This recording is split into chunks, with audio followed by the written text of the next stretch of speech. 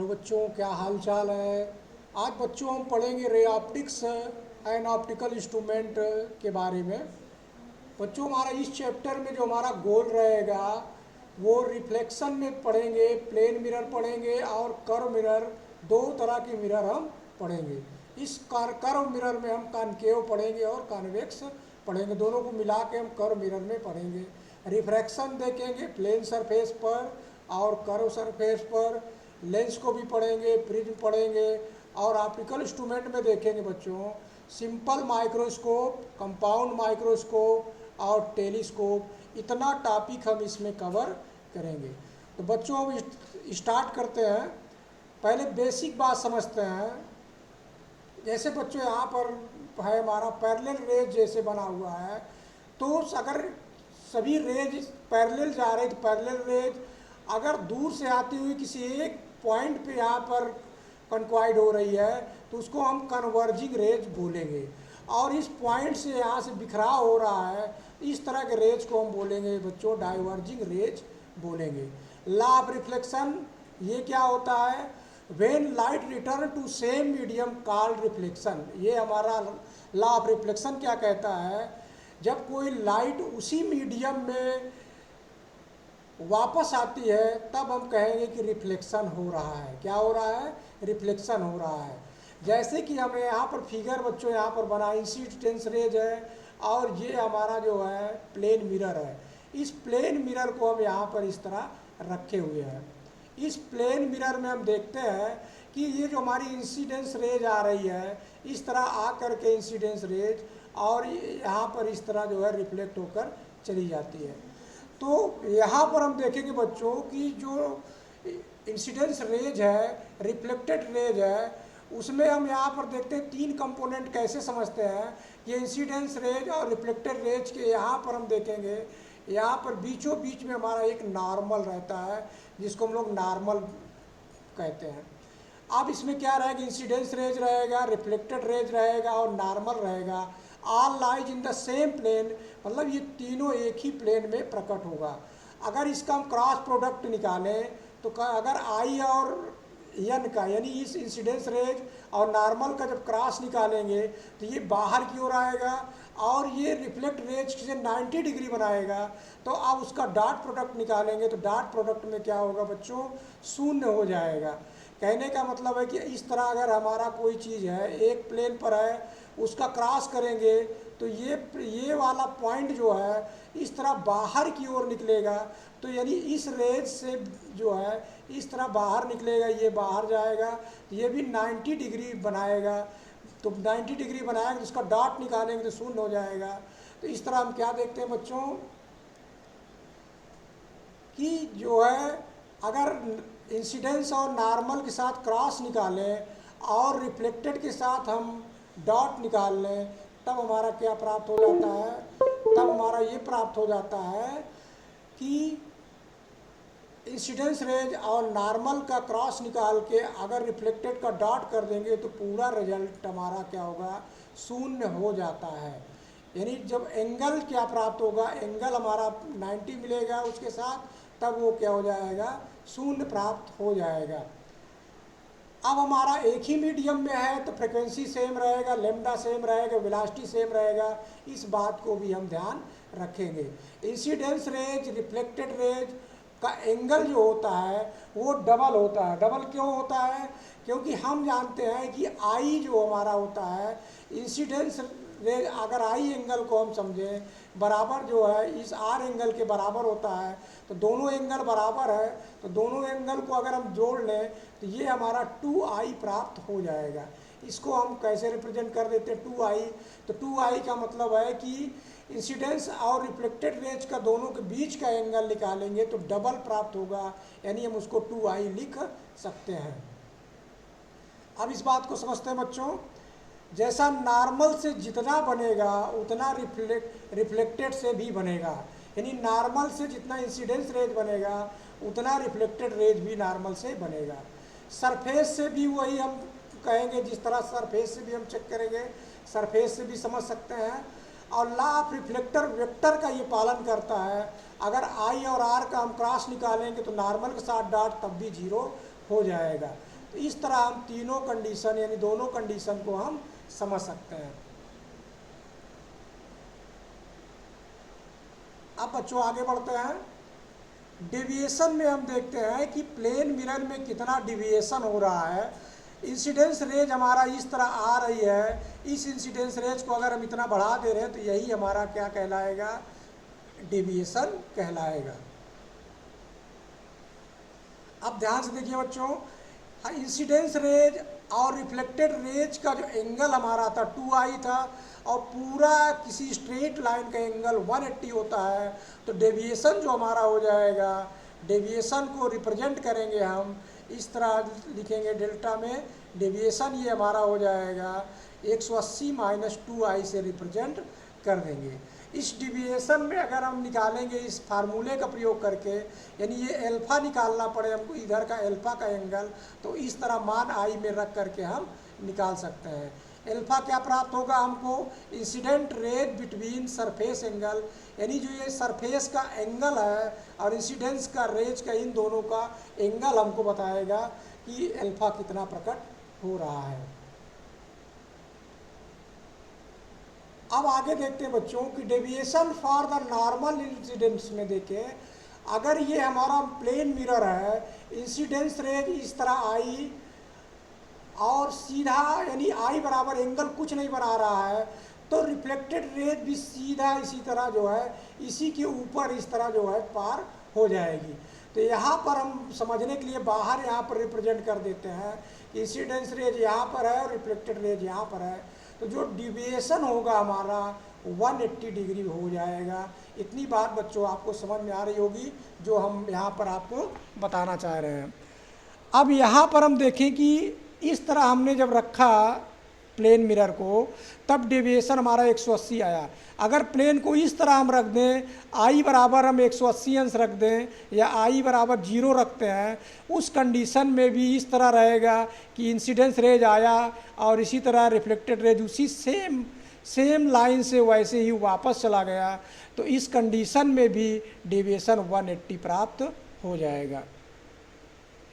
तो इस बात को हम इस तरह रिप्रेजेंट कर सकते हैं कि जो हमने यहाँ पर बनाया था उसको इकट्ठा करके कि इंसिडेंस रेज आई और रिफ्लेक्टेड रेज इस तरह वापस चली गई। तो डेविएशन जो हमारा अगर इसमें वैल्यू रखें, आई का मान 0 थी, पूरा 0, तो डेविएशन हमारा हो जाएगा 180 प्राप्त हो जाएगा। अब ग्रेजिंग इंसिडेंट का मतलब क्या हो रहा है बच्चों, किसी प्लेन मिरर के हम पैरेलल में ले जाएं, पैरेलल में ले जाने का मतलब क्या है कि आई का मान 90 डिग्री रख दें तो आर भी हमारा 90 डिग्री ही हो जाएगा। उस कंडीशन में हमारा जो डेविएशन होगा वो 0 हो जाएगा। क्यों 0 हो जाएगा बच्चों, क्योंकि अगर डेविएशन का हम फार्मूला लगाएंगे तो डेविएशन इक्वल टू क्या प्राप्त होता है, 180 माइनस 2i। तो अगर 2i 90 रखेंगे तो 90 इंटू 180 होगा, तो 180 माइनस 180 कट के डेविएशन हमारा 0 प्राप्त हो जाएगा। इस तरह हम बात को समझ सकते हैं। इस क्वेश्चन को हमने सॉल्व किया है बच्चों, ध्यान से देखिए। Find the angle between the mirror and x axis, ये हमारा एक्स एक्सिस बना हुआ है और ये हमारा मिरर है, और इंसिडेंस रेज यहाँ पर आके टकराती है और 90 डिग्री पर यहाँ पर जा रहा है, ये 90 डिग्री पर रिफ्लेक्ट रेज जा रहा है। कहने का मतलब कि ये प्रकट हो रहा है कि जो इंसिडेंस रेज आई आर और आर आर के बीच का जो एंगल होता है बच्चों वो 2i होता है। कितना होता है, 2i होता है। तो इस 2i को हम क्या कह सकते हैं, इसको मिटा देते हैं। अब देखिए 2i हम कह सकते हैं, तो यहाँ पर 2i की जो वैल्यू दिया है 90 डिग्री दिया है, तो i जो हमारा प्राप्त होगा 45 डिग्री प्राप्त होगा।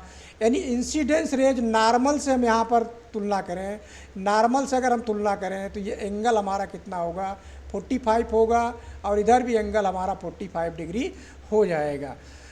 अब इसमें कह रहा है कि मिरर यानी एक्स एक्सिस, यहाँ से हमने एक्स एक्सिस खींचा तो इस एक्स एक्सिस से कितना एंगल बनाएगा, तो थीटा को कैसे हम ज्ञात करते हैं, यानी जो मिरर हमारा ये दिया है तो हम लोग क्या करते हैं 90 माइनस आई कर देते हैं।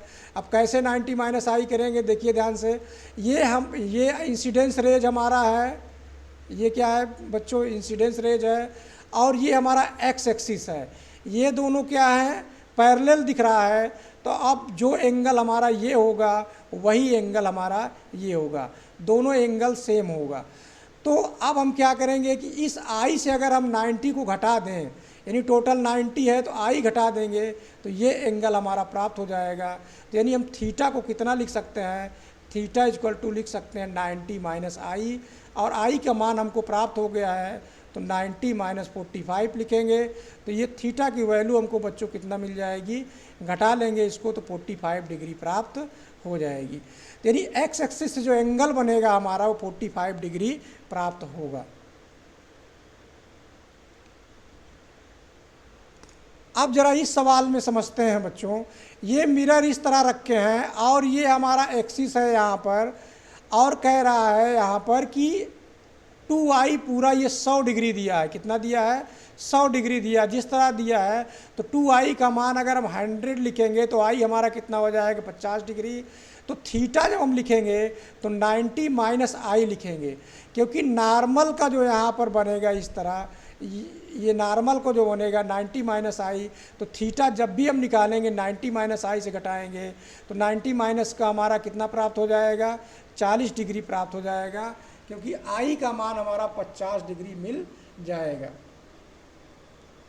यहाँ पर आई का मान हम 50 इसमें रख देंगे तो 40 डिग्री, तो ये थीटा हमारा कितना प्राप्त हो जाएगा, 40 डिग्री प्राप्त हो जाएगा। यहाँ तक बात समझ में आ रही बच्चों? आगे देखते हैं। अगर हम मिरर को फिक्स कर दें और by angle theta I R को रोटेट करें, जैसे हम किसी मिरर को इस तरह बच्चों फिक्स कर दे रहे हैं, इस मिरर को हमने इस तरह फिक्स कर दिया और आई आर हम यहाँ पर मूव कराते हैं, ऐसे जा रहा है। पहली अगर हम आई आर को देखते हैं तो आर आर जो हमारा यहाँ बनेगा इस तरह बनेगा। अगर एंगल हम यहाँ पर जा रहे हैं इस तरह, यानी क्लॉकवाइज जा रहे हैं, तो रिफ्लेक्टेड रेज एंटी क्लॉकवाइज होता चला जाएगा। तो यानी ये पहली वाली प्राप्त हुई है तो ये दूसरी वाली, ये दूसरी का रिफ्लेक्टेड रेज प्राप्त होगा। यानी इंसिडेंस रेज अगर क्लॉकवाइज चल रहा है तो रिफ्लेक्टेड रेज कैसे चल रहा है बच्चों, एंटी क्लॉकवाइज चल रहा है। कैसे चल रहा है, एंटी क्लॉकवाइज चल रहा है। ये हमारा क्लॉकवाइज चलेगा इंसिडेंस रेज, तो रिफ्लेक्टेड रेज हमारा क्या होगा बच्चों, एंटी क्लॉकवाइज चलेगा। इतनी बात समझ में आ रही, आगे बढ़ते हैं। Incidence rays is fix in mirror the rotate by theta new angle of reflection two theta. अगर हम किसी मिरर को रिफ्लेक्ट करते हैं तो यानी मिरर को हम चेंज करेंगे और इंसिडेंस रेज को फिक्स करेंगे, तब जो रिफ्लेक्शन जो होगा वो 2 थीटा होगा, यानी उस एंगल का दूना हो जाएगा। यानी इसको हम 30 डिग्री करते हैं तो रिफ्लेक्ट रेज कितना परिवर्तन होगा, 60 डिग्री का परिवर्तन हो जाएगा, यानी थीटा उसका डबल हो जाएगा। इस बात को हम ध्यान देंगे। अब ऑब्जेक्ट की बात करते हैं बच्चों। ऑब्जेक्ट क्या है, point of the intersection of the incidence rays is called object. यानी जो इंसिडेंस रेज का जहाँ पर इंटरसेक्शन हो रहा है वही हमारा ऑब्जेक्ट कहलाएगा। इतनी बात समझ में आ रही बच्चों? अगर मान लीजिए यहाँ से इंसिडेंस रेज जा रहा है तो यहाँ पर रियल आएगा, क्योंकि यहाँ पर प्लेन मिरर के जो इस तरफ रहेगा बाहर की ओर, इसको हम रियल स्पेस मानते हैं। तो इधर जो ऑब्जेक्ट बने रहेगा रियल ऑब्जेक्ट रहेगा। अगर वो मिरर के अंदर बना तो उसको हम कहेंगे वर्चुअल स्पेस और वर्चुअल ऑब्जेक्ट बनेगा। आई आर आएगा और यहाँ डैश डैश जाके यहाँ पर इंटरसेक्ट करेगा। जब यहाँ इंटरसेक्ट करेगा तो कहने का मतलब यहाँ पर जो ऑब्जेक्ट बनेगा वर्चुअल ऑब्जेक्ट बनेगा। तो object is defined incidence rays, कहने का मतलब क्या हमको मिला कि ऑब्जेक्ट को कौन डिफाइन करता है, इंसिडेंस रेज ऑब्जेक्ट को डिफाइन करता है। इमेज को कौन डिफाइन करता है उसको भी हम थोड़ा सा देखते हैं। इमेज क्या होता है, इंटरसेक्शन पॉइंट्स ऑफ रिफ्लेक्टेड अथवा रिफ्रैक्टेड रेज, यानी जो रिफ्लेक्टेड रेज होती है वो जहाँ पर इंटरसेक्ट करेगा वो हमारा इमेज बनेगा। अब यहाँ पर हम देखते हैं कि ये हमारा आई आर यहाँ पर हुआ और यहाँ से रिफ्लेक्टेड रेज इधर निकल गई और एक इधर आया और ये रिफ्लेक्टेड रेज यहाँ पर हो गया। इसको यहाँ पर हम मिला दे रहे हैं तो यहाँ पर आकर इंटरसेक्ट करता है, रिफ्लेक्टेड रेज इंटरसेक्ट करता है, तब ये दर्पण के अंदर बना हुआ प्रतीत होगा। इसको हम बोलेंगे वर्चुअल इमेज। क्या बोलेंगे बच्चों? वर्चुअल इमेज बोलेंगे। अगर वही इमेज, अगर ये हमारा आई आर हो गया, ये हमारा आई आर हो गया, ये आर आर हो गया और ये आर आर हो गया, तो यहाँ पर हमारा क्या प्राप्त हो जाएगा? रियल इमेज प्राप्त हो जाएगा।